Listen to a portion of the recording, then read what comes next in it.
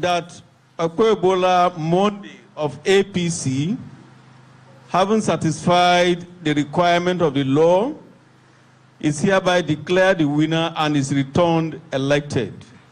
Signed by the returning officer, Professor Farouk Adamukuta, this day, 22nd day of September 2024. God bless the Federal Republic of Nigeria. God bless Edo State. Thank you very much.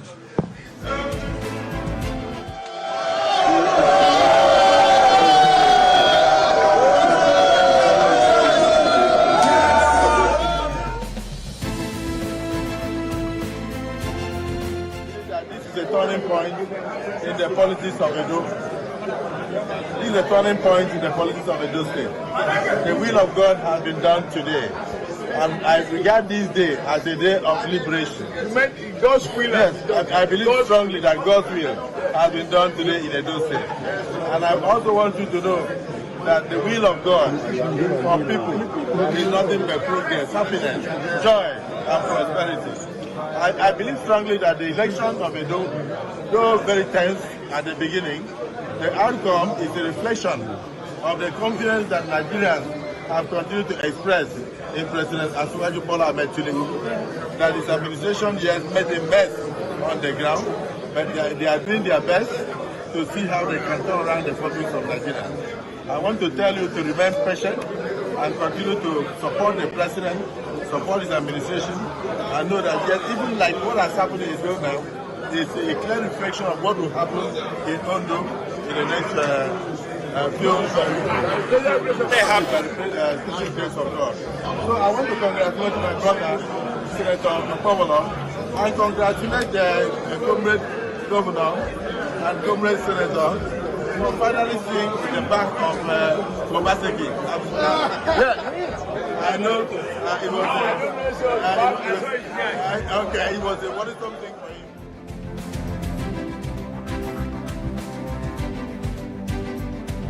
Different voices there. I mean, it's no longer news that there was an election in Edo State on Saturday, and a winner has been declared by the umpire, which is the INEC, and the winner has been named as a Monday Okwebolo of the APC.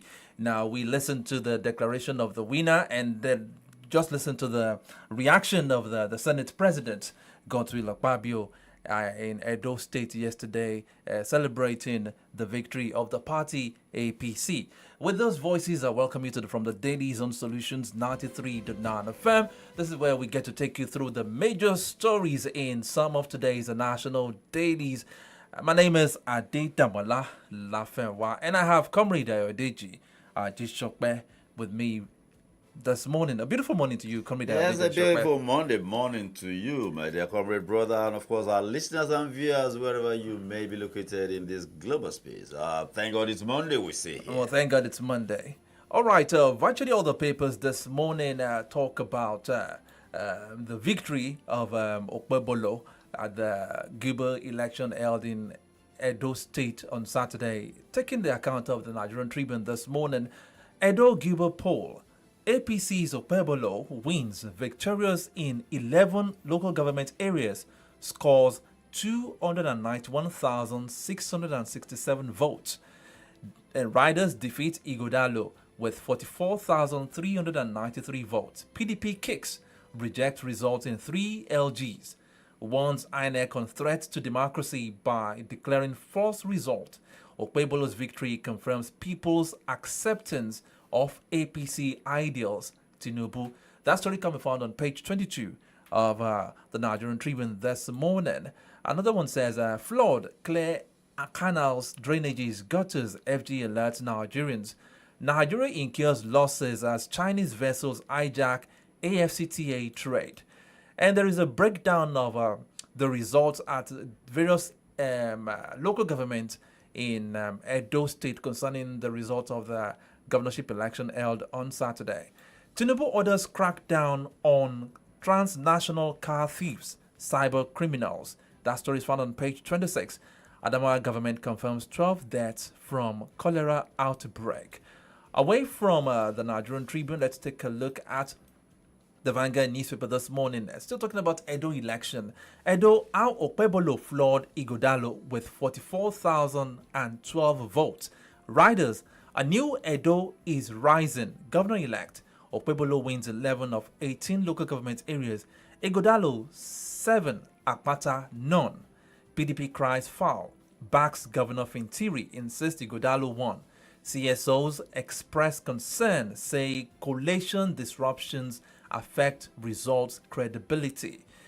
Okay, and there is a breakdown of the results at some of the, I think three local governments. Yeah, we have Edo North, Edo Central, and Edo South. The breakdown of the election result. Away from that, Lagos government Dangote refinery disagree over PAC's call-up system for trucks. Let me take a few more stories on the front page of the Vanguard newspaper. FD frees 6 of 1,400 end bad governance protesters. Marketers optimistic of lifting Dangote petrol directly as scarcity persists. And Remi Tinubu's 64th birthday. Khan urges FG to fix bleeding economy. That story is found on page 9 of the Vanguard newspaper this morning.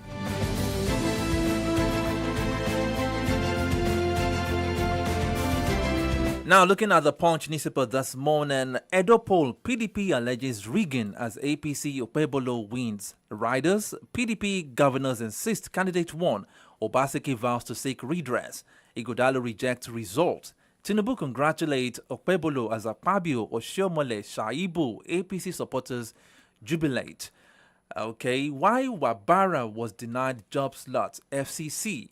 MPC may lower interest rates Tuesday. That story is found on page 17 of the Punch newspaper. PDP crisis. Atiku backs anti-Damagum NWC members. I wonder why PDP is still engulfed in the crisis when they just lost another big state to an opposition party. Well, you see, that gives you an insight into what the motive is. Because I believe there should be a kind of a unification to at least let's put this one aside and let's face the election and ensure that we are victorious. Then we can come back to whatever we are and having. There are critical elections ahead. The staggered elections. Ondo is ahead. We have Ondo. Look, just look at PDP in Ondo now. We'll come to that. Let me just take the remaining stories. 1 year after, Tinubu yet to appoint ambassadors for 109 embassies. That is found on Punch newspaper. And the last newspaper I'll be taking is the Guardian newspaper. PDP fumes demands review as APC's Okpebolo wins. PDP kicks as APC clears LG seats in Imo, Kwara. Page 3 of the Guardian newspaper has that story. And another one, we have this one. Pro-billions of ecological fund awards to Borno. Serap tells Tinubu. Page 4 of the Guardian newspaper. Now take a listen at what OBJ has to say here. Most politicians, not politics, are dirty, says Obasanjo. That story is found. When I read that story, I asked myself, all these things he said, he was shocked when he saw them. Did he play along? Okay. How did Aneni become a Mr. Fix-It for him? You understand? That means he played along. Definitely. These and many more will be discussed. These and many more will be discussed in the course of the program. Did he try to reform? I doubt. Okay. Like I said earlier on, these and many more will be discussed today on the program. It's 20 minutes to 10. And you're on to Solutions at 93.9 FM. It's from the dailies. And let's kick the ball rolling now. Coming down, DJ AJISOPE, it's time to have your perspective. Edo election, Guba election has come and gone. We now have a winner. Let me ask you, were you shocked kind of when you saw where the result was tilting towards before the final declaration was made by INEC? You see, we knew what was on ground, the reality that was on ground, but people were believing that INEC and other dynamics that played out could be factors that could influence the outcome one way or the other. You see, let me make this abundantly clear. You will see that during that electioneering, it was not Asue Ighodalo, nor Okpebholo It was that more like seemed to be on the ballot. It was more like it was Obaseki and Oshiomhole on the ballot papers. And Yes. you will notice that God's will, that fellow referenced it, that Adams Oshiomhole had finally seen the back, of Obaseki. Like Yorubas will say. But you see, even, yes, did you see what they were saying in Benin yesterday? The whole of Edo State, of Ofone, Kowatambi, you know. You see, Kowatambi, you say Kowatambi to somebody who has mismanaged something. And that's the way I'm going to put it. You see, Obaseki mismanaged the goodwill. I think even calling it mismanagement is mild. He squandered it. It was a coalition of forces that genuinely felt that, no, we're not going to have this. Oshiomhole, you know, neutralized Mr. Fix-It, who was the godfather of Edo, virtually the whole of South. And he declared an end to godfatherism. And then he wanted to play godfather. And people say, no, we're not going to take that. We're not going to move from one godfather to another godfather. And you see, people love underdogs. And I recall the look of Obaseki there. When he was humiliated, it was not even clear to take part in the primaries of his party, and he was running between Benin and Port Harcourt, and he was running helter-skelter. And in that moment of desperate need, in a moment that his own party had stripped him naked, so to say, even did not allow him to become a part of the process of the nomination, he was knocked out. Some people rallied around him. That Shaibu is a product. He is a brand himself. He was a brand before they saw something in Oshiomhole saw something in him, brought him from the House of Reps to come and partner. You know, when he did the balancing, he brought the technocrat who didn't know jack about politics, and he paired him with a mobilizer, you understand, that would do the politicking for him. So that was why they brought that guy to prepare him up. And then that man stood by you. You understand? These guys are not PDP. You know, that guy is a PDP. So they stood by you. And of course, to all intents and purposes, he gave Philip Shaibu, he gave him free hand as deputy governor. He gave him good grant. But, you know, stuff setting. Number one, when he got into PDP and got the ticket, you had people in PDP. He alienated them, consolidated their power. And of course, you will get people to play along with you as long as you are dispensing favor. The man that was the chairman of PDP, an ally of Wike, was sidelined. Sidelined your deputy governor.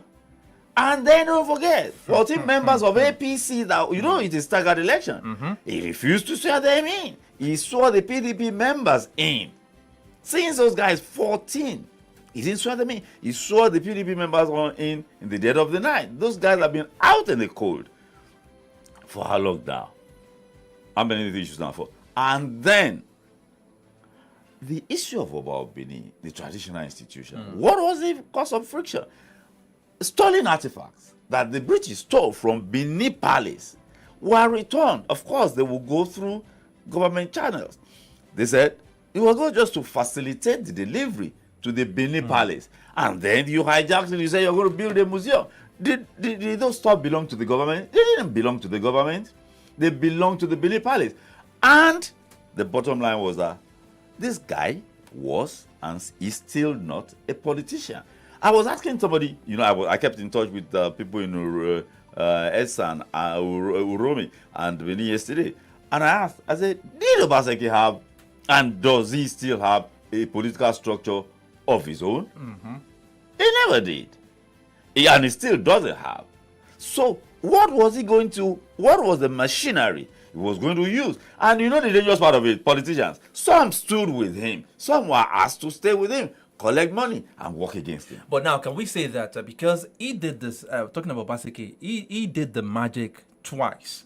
What magic did Obaseki do? I mean, winning the election. That's what I'm referring to. At least on his own The force. second one was on the platform of PDP. But he did the magic on the platform of the people. Do we now say the impact of Philip Shaibu in the winning his second term ambition as a governor was greatly missing in this particular?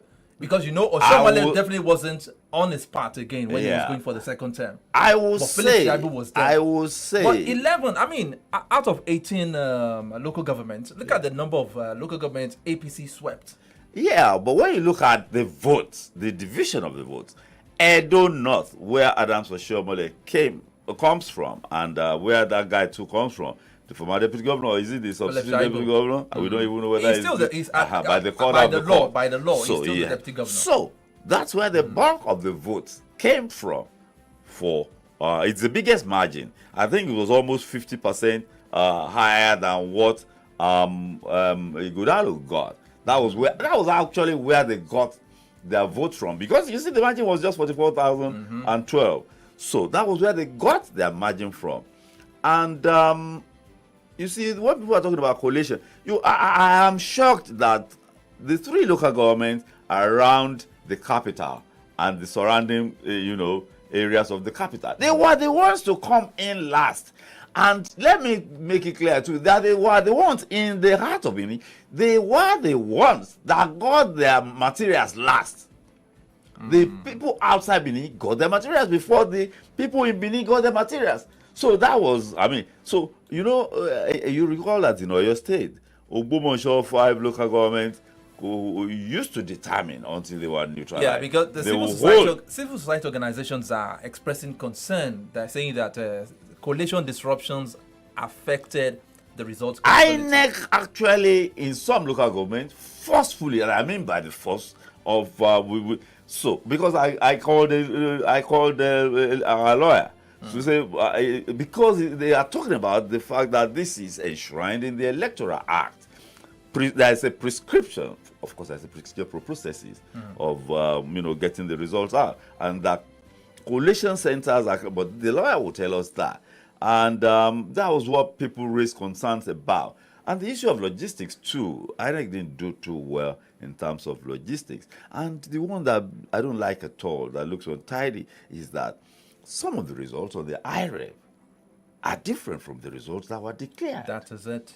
I mean, that's my concern now. There are discrepancies in the results. So, Obaseki, believe you me, I'm even surprised that they got this number of votes. It's only 44,000 difference. You understand? So you actually didn't see PDP getting this huge amount of votes in the first place, Obaseki, based on and then apart from all the politicking, they said Obaseki did not perform at all in the second term. What was he doing? Well, you know, probably he was fighting. Maybe he got distracted. He got engaged in too many battles. Too many, and that you would dissipate energy. And interestingly, this election seems to be the victory for Oshiomhole, because Oshiomhole seems to be even happier than even the. You see, Oshiomhole got deadly blows. He used his power to exclude Obaseki. Now, Obaseki won, and then it was that same Obaseki, that engineered the removal, of Oshiomhole. They just went to his word, and the man was off his guard, and he was down. Let's take a listen at Obaseki's speech after the declaration of Okpebholo as the winner of the election. See very well. Everything and anything that God cannot do does not exist. Thank you. And that is why when ordinary men and women boast of their power, those with wisdom knows that power resides only with God. And those who win it on the planet Earth are only the few that God has so anointed. And that is why when some people say election is a do or die, we say no. It's about choice, it's about celebration of the power of the ordinary citizen to hire and fire people who otherwise can even cite death sentence. Now, today, God by his infinite powers has decreed Senator Monday Akpako-Mensah, alias Akpako Rescue. Some now call him Akpako Miracle because I don't need all of that to make up for the 8-year disaster of Obaseki and Aswe together. Yes. So on this day, I am first we give thanks to God Almighty that we did all those campaigns without casualty. That we did all those campaigns without any allegation against the candidate and any one of us for visiting violence on anyone.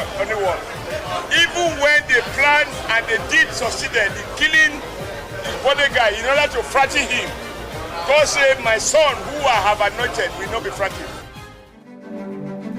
Oshiomhole there, visibly happy and jubilating after the declaration of the winner. And one of the things that what's his name, Obaseki did to rub salt into the injury of Edo people was, on top of all the other ones, he now brought another person from Lagos. You can put all those up together. Obviously, Edo people don't really like the Lagos affiliation. You recall that Shoaib said Obaseki himself was a packaged candidate. Yes. Those were his words. We use the word here. I remember. So, you see, the scripture says those who are standing, they should be careful. They are standing now. There is post-victory crisis awaiting that governor. I was going to say it now. Now, do we see litigations coming out of this? No, there is litigation ongoing. You recall that a magistrate court in Abuja on Friday declared him, disqualified him from participating. Well, that was a magistrate court. I do not think magistrate courts have a place in the electoral process. As a jurisdiction. In that. Exactly. But I'm sure that there is another one. Now, that is one. Even, you will recall, Oshiomhole got the lessons of his experience in the past few years. Oshiomhole was trotting around as the chairman of the party. Oshiomhole did whatever he liked. He stepped on toes. He wronged governors. It was governors even within APC that engineered Oshiomhole's downfall. You understand? Using Obaseki as the man on the ground. This APC governor supported Obaseki against their own candidate. So, he has learned some lessons from that. Even this Okpebholo was not his candidate. It was Idahosa that he supported. You recall that the primaries of APC was messy. They announced 3 results. This Okpebholo, Idahosa. It was Idahosa that he supported. Idahosa is in the House of Reps.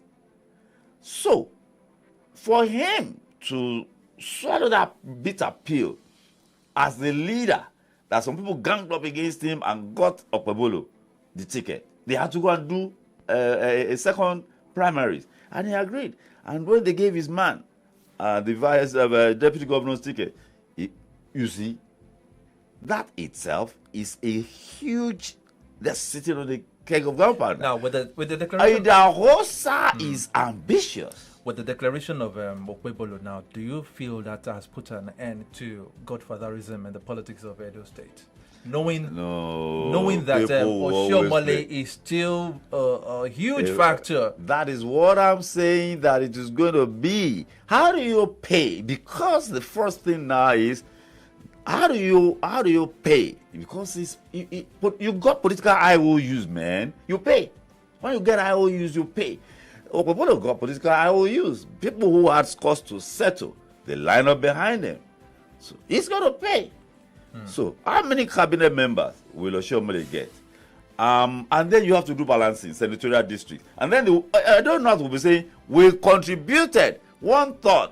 Yeah, over 100 something thousand votes from Edo North. We say we contributed, they will be arguing, we contributed 30%. Then the governor will be saying, no, one senatorial district is not bigger than the other. Balancing. How does that guy walk that tightrope? And then what will he give? Idahosa is ambitious. Anybody that is ambitious, you do not make him a deputy governorship candidate. It's going to cost. It happened in Oyo State. a man that was ambitious. And looking at the nature of Okpebolo, he's a quiet and You kind may of- that's quiet the, and very that gentle and is a man the of few words. posturing. Don't you think? Even during the rally, the Gilbert rallies, he hardly spoke. Don't you think They were somebody? speaking for him most Don't of the you time. think that somebody that does not actually talk is that's going to be difficult to read him? A man of few words, you understand? He's all just nodding, or he's just saying, yes. All right, now let's go to the PDP now. What should be the lessons PDP? What are the lessons PDP should take from this? I mean, is this not the right time for PDP to put its house in order? Because we have some, we have a Ondo election coming. PDP as a body, the house is not in order. Despite talking about the leadership crisis, there is a faction behind Damagum.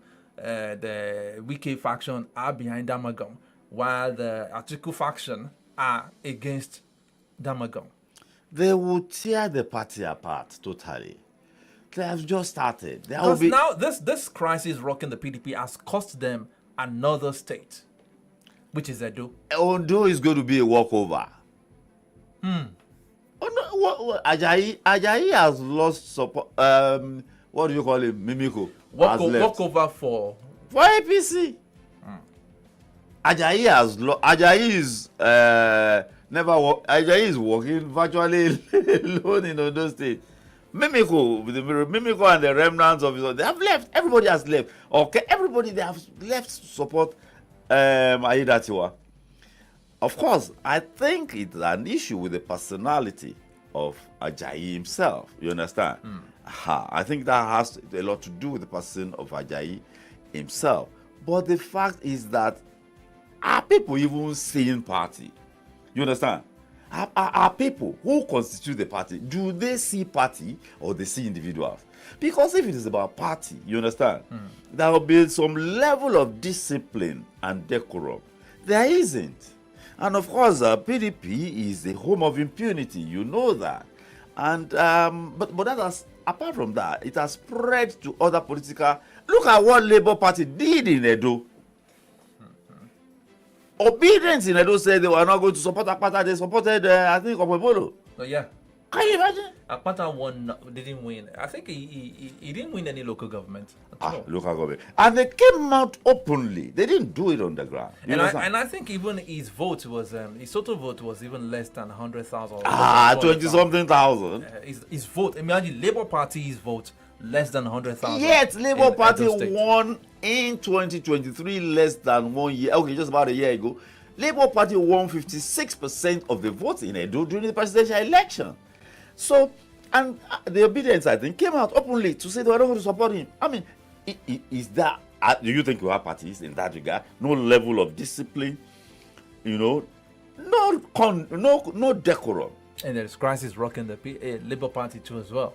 Labour Party, so, you see, that was what, do you know the slogan that they were using? Oga wants it. Oga wants Edo. That's Tinubu. Edo is strategic.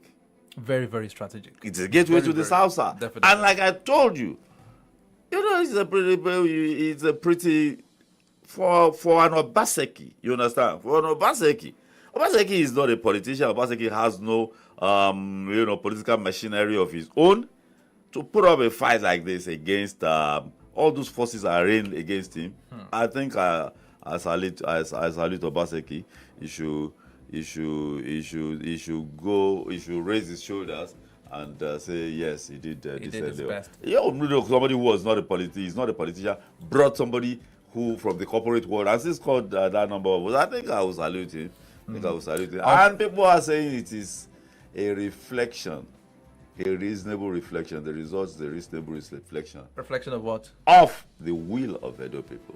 Okay. I was going to ask you that, but you just mentioned that. But because we are still talking politics, there were other elections held on Saturday, this last Saturday, but this time it was local government elections held in 2 states.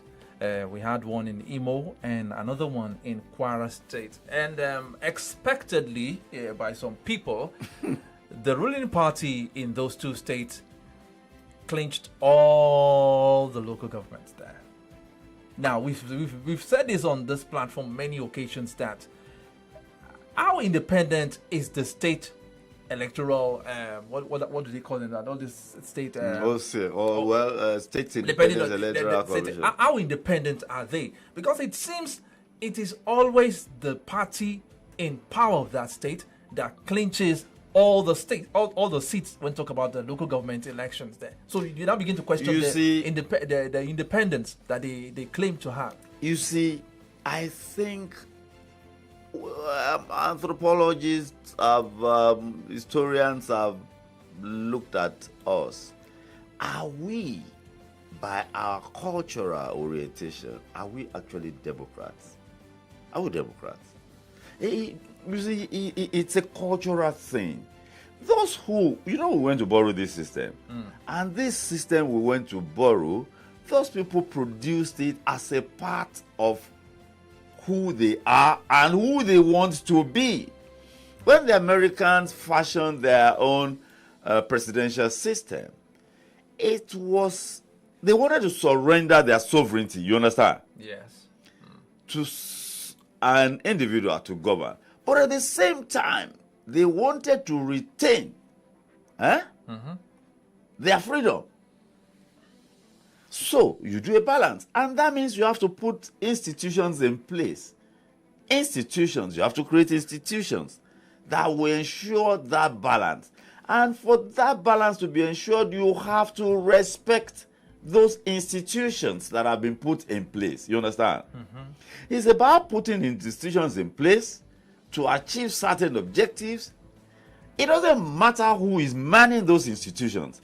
The rules, you are just there. If they say you are manning or heading, you are just going to stay there and operate with the rules. You don't go start manipulating the rules. You understand? You don't go there and start bending the rules. You have been put there to operate this institution based on the rules. So, have we reached a consensus? Look, there's a problem with these constitutions. Have we reached a consensus? You know, the last time we had local government election in Oyo State, there were some areas in Oyo State that said that they never saw the OISEC staff coming to their area at all. They didn't see them. The same thing played out in Imo State yesterday. Judging by this comment, who cleared Imo local government areas? Is there any election in Imo State? People waited for ISEC till 7 p.m. They didn't come. So how come APC cleared all? Now, you see, these things, there are rules of engagement. Say that the ISEC staff didn't come around till people waited for them till 7 p.m. So now they're getting the result that the APC cleared all the local government because, well. So, there are rules of engagement. This is the rule book. They gave you a copy. They gave everybody involved. You know your role. You have been assigned a role. You accepted that role. And you know that you are not serving individuals. You see, we do not get these things. When we see our governors, public office holders, that is why they are so called. They are holding office in trust for the public. But we equate the occupiers of those offices to the office. We don't understand. Somebody was telling me yesterday, he was in Benin, he said power is transient. Is it about the electorate now or the... It is about the electorate. And another problem is that... But in this case of this local government election, people wanted to vote for their candidate. But there is one way they do it that the party in power... Does it end there? So what should they do? What should the people do? If they are going to be taking their sovereignty away from them, what should they do? What should you do if you are under such a situation? You just throw your hands up and say, I'm going to... No, people waited. I mean... So after that, can't you get yourself together as a group and write or go through the state assembly and pursue these things? To write to who? There are, of course, you can write to the state assembly. Write OSEC, and you see, unless we do these things, you throw your hand up. You hear people in this part. I don't know in other parts of Nigeria. You hear people. Government has done something, and then they say, "Agbefobaki Ijebi." Is government omniscient? Is government all powerful? This is not the first time people will complain and make noise that they were disenfranchised from participating for doing their civic duties. Yeah. So what happens? Nothing happens. No, you see, societies in which change is, and I want to use the word generated. Change does not fall on people's laps, you know. We're deceiving ourselves. Change, you know, does not. Some people have to take it up and pursue it. That is why what Serap is doing, people are saying they're just going to court. Nothing is happening. Look, they are building a culture of engagement. And some of those judgments set precedent. So we tend to, as if we do not have rights. Of course, as we have rights, so also do we have obligations. You just don't take. I mean, give. It's a give and take thing. State gives you, but you must give back too. You recall that American President John F. Kennedy said, "Think not," at his inauguration. Think not what America can do for you. Well, think of what you can do for America. Okay. Are Nigerians thinking of what we can do for Nigeria? Now let's take some comments here. I have this one coming from Cornelius. He said PDP and other political parties no get sense. Why are they complaining about APC winning? PDP and others are just too egoistic. Why didn't they fuse together as a common front to retain Edo State? That is one. Another one is coming from AJK Samuel. Nigeria is gearing up for a one-party state.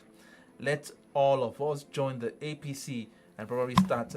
Okay, I don't want to read that, but it's not a good thing to say on air. Okay, let me try to. Okay, I pity those that are still wasting their time in the name of voting. That is the state of the mind of some people now. Yeah, I understand. This is the deficit, the huge deficit. Because they believe that probably their votes don't even count anymore. I don't believe that. And that has eaten deep into the minds of many Nigerians. So after 25 years, in spite of the evolution we have seen, you understand? In spite of the evolution from the days of blatant and outright rigging, that they will take the ballot papers to a location and somebody will just thumbprint 10,000. We saw it happen in Edo State. Sometimes when they are tired of that, they will use palm kernel. You know, palm kernel, you use palm kernel. Those days, you remember. And then physical removal of ballot boxes from locations that they think are a threat to their victory or to their success, or take it away to go and change the papers in them. You understand? Or not even sending election materials to the areas they feel that the stronghold of the opposition. Happens. We see that a lot. We have evolved from that. Have we evolved? Let me enumerate. Okay. To the days of Jonathan, when we had accreditation with what were they calling that one before Beavers? There was one that was introduced in 2011 election. So that the names, it was not just paper. You understand? We had an electronic device that stored the names of those who are in each polling unit, and you could check electronically there. That means you needed to have your card to be accredited. It was for accreditation again, alone. So you needed to be accredited electronically, not by one guy. We have done this thing before now. At least will be before me. You will bring your card, or you will stay before me. I will just do like this and tick any name. Your name is not on the. We have done these things before now. I will take a name. You give me a card. I will act as if I'm cross-checking your name for accreditation. When I look, I don't see your name. I'll just tick any name on it. Now, what you said, I think this is what you just talked about. Gabriel Daniel said, Nigerian politics will never and can never change. We are not practicing democracy, and we will never move forward with this kind of system that subject to the guy at the top. Kind of, I don't want to understand what he meant. So, we have moved then to the Beavers, then to the IREV, but Even with the introduction of IRA, we having discrepancies. The Beavers has been the one they touted as a game changer. Now the question is, it is not the amount of electronic devices that we introduce. It is our decision, collectively and individually. Look, football match goes on, They kick it with the leg. And then in desperation, a ball is coming in your direction in the penalty box. You jump up, you cannot catch it. Then you catch it, so you catch it with your hand and throw it into the net. Who does that? You understand? You will be penalized. You saw what happened yesterday. That was a yellow card before, and then the guy kicked the ball. It was red carded immediately. That is the situation. Those are the rules. Our society, that is why lawlessness obtains here rather than order. And any society in which there is no order, anarchy will descend. Let me say, if there's one thing that makes me uncomfortable about our society, it is disorderliness. Disorderliness scares me. You understand? It scares me. It makes me very, very uncomfortable. Disorderliness. I have attended a particular seminar. That was when the thing really got me scared. There was provision. I was in charge of provision. We knew the number of people that were going to attend a seminar. Provision was made. Excess, but there was provision for 50 in number over the number of people that were accredited. Yet when it was time for lunch, people started scrambling. I was standing there, and half of what was to go around was wasted. Why? What kind of human beings are that? Disorderliness. And why do you want to do that anyway? Why do you want to do that? You have to process it. Okay, they called us to a meeting, Abi. Before they call us to a meeting, we have information, we have data, we have stuff. You see, if we don't deal, and it's a mental psychological thing, you want to secure an advantage over the other person outside of the rules of engagement. I remember when we were growing up, my father would say, I will not lift even my little finger to secure an undue advantage for any one of you. That means he was in a position to secure advantage, even undue advantage for us. Secure advantage, you can secure advantage. Then you can even secure undue advantage. You can go from due advantage to undue advantage. That is what everybody wants to do. You see a queue, order, and then you are coming, and then you want to jump the queue. Why? You are not blind. We are not in a jungle, and you know the essence of that queue. Yet you still want to jump the queue. All right, before we leave these political stories now, we want to talk about the statement made by OBJ saying that most politicians, not politics, are dirty. Saying that, there is a general saying that politics is a dirty game, but he's now saying that politics is not a dirty thing. It is the politicians, it's the players of politics that are dirty. What do you make out of that coming from a man like OBJ? Yeah, to a large extent, it is right. Or you see, I must tell you, I've been quite close to that terrain. You see, if I'm talking to you now in politics, as I'm speaking to you, what I'm saying to you is actually not what I'm thinking. And what I'm saying to you and what I'm thinking is not likely to be what I'm even going to do.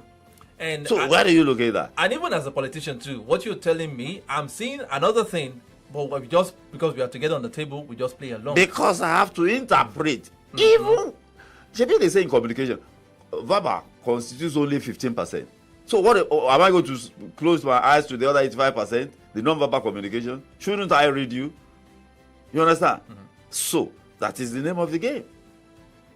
So if Obasanjo, what did Obasanjo? He was president, commander-in-chief. He was military head of state. What did he try? What did he do? What did he do to reform those people? You understand? But you see, reforming is a mind thing. We, in this country, if we do not all individually and collectively sit down and agree, People don't even want to talk. People like Obasanjo were saying Nigeria's unity, Obi, is not negotiable. Yeah. Oh, how do you say that? You negotiate these things now. Who negotiated it? Even if it had been negotiated, it is subject to review and renegotiation. We are living in a dynamic society, and we keep evolving. When some sections are feeling marginalized now. So you must address, if people are grumbling, look, Yoruba say that so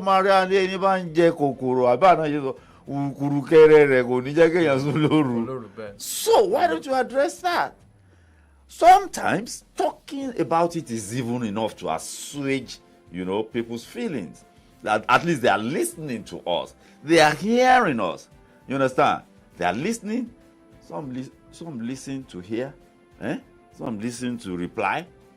Some listen to understand. So there are levels of listening. You are saying it, I'm responding immediately. You are saying it, I'm listening to understand. You are saying it, I'm just listening. It is going in, it is going out. Me, I've taken a position, no matter what you say. So we are deceiving ourselves. OBJ was right with that statement. Of course, OBJ is right. Look, it is what you make of it now. When you go into an office, why do we have people who will go to an office and succeed? Talking about dirtiness of politics, is it only in Africa or on this side of when people say politics is dirty, I say politics is it the same all over the world rather? Is it peculiar to just go and African watch politics? Just go and watch the backstabbing in the House of Commons. I mean backstabbing. Look at the presidential, the American system. Yeah, did you watch the debate between Kamala Harris and Trump? Yes, I did. So many dirty things were thrown. So many dirty things, and I think Trump has redefined decency. I think for Trump, anything goes. We have never seen anything like that. At least since I've never seen anything like that. The man just says anything. Uncensored. That is the word. Uncensored. Overboard. So he has redefined it. And he has actually redefined the GOP, the Grand Old Party, the Republican. He has redefined I think he got his match with the debate with Kamala Harris. And he's trying to avoid having a rematch of such a debate with Kamala Harris. Nobody saw Kamala Harris cool. Nobody saw us. Yeah, I was actually worried if Kamala Harris could match the man, but I think. But Kamala had the day that she did. She went on the offensive, and of course went for the man's what do you call? The underbelly. He went with the underbelly of she started drawing him out on little things, rather than Trump focusing on the real issues that will give him an advantage. He did not. He fell for the bait. Okay, still from the dailies on Solutions 93.9 FM. So much to talk about politics this morning, but let's move away from politics and let's talk about oil. And talking about the fuel scarcity is still in the news this morning. Afe Babalola to FG allowed Dangote sell petrol at lower rate. Now, how do you contextualize that? What determines the price of PMS? It is what determines the price of input. Input determines the output. We are talking about, the dynamics of price. You heard that man say it yesterday. The most crucial factor in production is the cost of crude itself. He said it is the single most important factor, the cost of the crude. So, the man told us, Mr. Lawrence told us yesterday, a man with 30 years experience in refining, he said, government should give to refiners, as they are giving them in Naira now, but they are giving, effective October 1, they are going to be giving them in Naira, but it is at the prevailing exchange rate. Why don't you give it to them at a concessionary exchange rate of probably 1,000 Naira? That will influence, but at the same time, that is in one way or the other subsidy kind of. Well, it is subsidy. But where is it that government does not subsidize the people? But this government wants to answer for all that. Even That the is- American government subsidizes a lot of items. Agriculture. A lot In of fact, items. more than that. More than that, a lot of American They government. subsidized gasoline. And how did they do it? They didn't pay money to anybody. They waived taxes around gasoline, the one we call PMS. In the heat of the Wahala about a year ago, they had to waive Because I know taxes. American government subsidizes a lot It of is items. subsidy. It is subsidy. The subsidies are Greek. But our Nigerian government doesn't want to get involved in anything subsidy. But that's why we are having to buy at this exorbitant price. Well, you see, I don't know what exorbitant means in this regard. If we are saying they are regulating commercializing, 950 naira per liter, is that not exorbitant? I bought 1,100 yesterday. Is that not exorbitant in a country that is producing crude oil? If we didn't have crude oil, it would be understandable. But we are blessed with crude oil. Times have changed. The issue of subsidy became what it is now because we do not have any buffer. Look, subsidy has been on since 1973 in this country when Israel and the Arabs fought. And I think that was the first time we saw queues in the United States. I remember it came again in 1977, 78. That was the first time we saw queues. You understand? But we had huge reserves of finance. So nobody knew, they were just waving it. As every time the price of PMS was increased in little gaps. Obasanjo increased it a few days before he left in 1979. And then we started having it was as a response to the price. Even in the days of Jonathan, you know, crude oil went over $100 per barrel. We were being subsidized, heavily subsidized. So if the price of crude goes up to $100 now, the price of PMS will go up. We should not deceive ourselves. It will go up. But at least for now, it's not up to $100 per barrel. It is 70 something. So why are we spending more? It is what goes. Why are we spending more to get the commodity? Why are we spending more? You see, and then we should understand that Nigeria is producing 1.5 million barrels of crude oil per day. Who is producing it? Who is producing it? We should understand that. There are JVs, the one they call joint venture. Some people have licenses. You understand? Individuals that are not even in partnership with government have licenses. The only thing they do is pay tax to government. They can sell their crude oil to anybody they like. Yet they still count those productions as part of Nigeria's production. Even the joint ventures, the one by Shell SPDC, Shell Petroleum Development Corporation, ExxonMobil, we are in joint ventures with them. Sometimes it is 55-45. And that is how the crude that is extracted will be shared. And sometimes Nigeria does not pay what they call cash call. There's something they call cash call. That is part of the production processes. Nigeria government will say, we don't have money. Deduct it from our crude allocation. That's what that reduces our crude allocation. So how much is left? Now, what you just said now is what is bringing some questions from Nigerians saying that why is NNPCL dictating who Dangote sells its product to? Why is it shielding other marketers from having direct access to Dangote? I mean, why not focus, or why shouldn't NNPCL focus on reviving its own moribund refineries and now dictating for a private person? Well, they signed they signed an agreement. You forgot? Today is Monday. Not last week Friday, the Friday before the last Friday, Zach Adedeji, the FIRS chairman, chaired the meeting on behalf of the Finance Commissioner when they negotiated and agreed. And the thing will start, as part of the agreement is that we'll be supplying you 385,000 barrels per day, effective from 1st of October, and you'll be paying in Naira at the prevailing exchange rate. All that are normal. They are normal terms. But excluding marketers from having direct access to Dangote is what Nigerians don't understand. If it was in that agreement. Okay, Dangote is a private. So why did they agree? Why did Dangote agree? Yes. I don't know if it was in the agreement signed. Yes, now. It is a part of the deal. You remember that the NNPC at the time was saying, we are not off taking their product. We are not so that what will happen? Who will now benefit from that? It is only you see, NNPC has said so many things. They will go back. They will go forth. They say marketers, at the point in time, they say marketers cannot afford to buy from NNPC directly because insinuating that the price of Dangote is higher than the price at which they are selling. That is the insinuation. They didn't come out publicly to say it.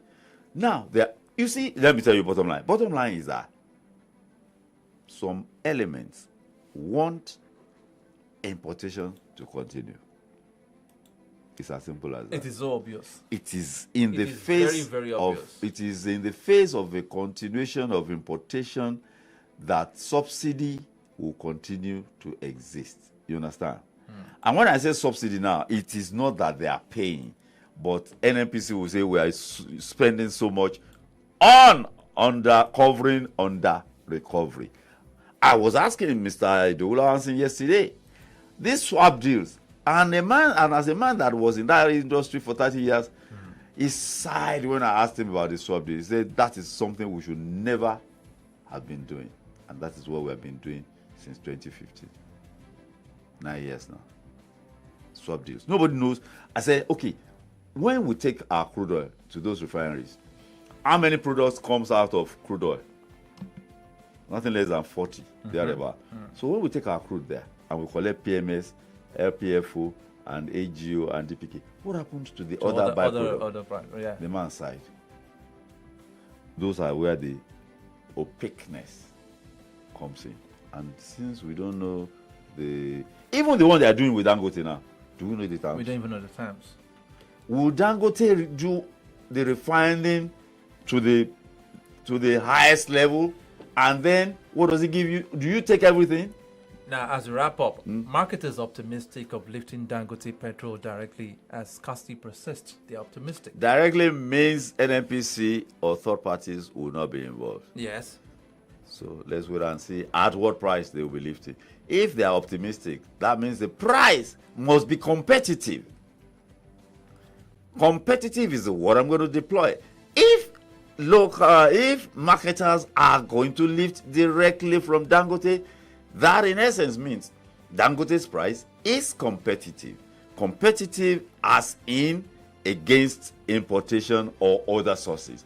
It has to be competitive. If it's not competitive, you know marketers will not go there. Their margin must be guaranteed. Supply guaranteed, their margins guaranteed. Quality guaranteed. All the basics and essentials are guaranteed. That is the only reason why these are investors. That's the only reason why they will put their money there.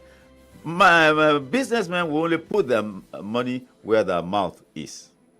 So, why is NNPC doing this running around? Only God knows. The people know too. The people know. All right, Comrade AJISOPE, thank you very much for being a part of my the program. pleasure always. My This pleasure morning. always. We'll do this again tomorrow morning, God willing. By God's grace. All right, that's the wrap for today. We're back again tomorrow morning for a fresh edition of From the Daily Zone Solutions, 93.9 FM. Wishing everybody a very wonderful Monday and a very successful week ahead. Good morning.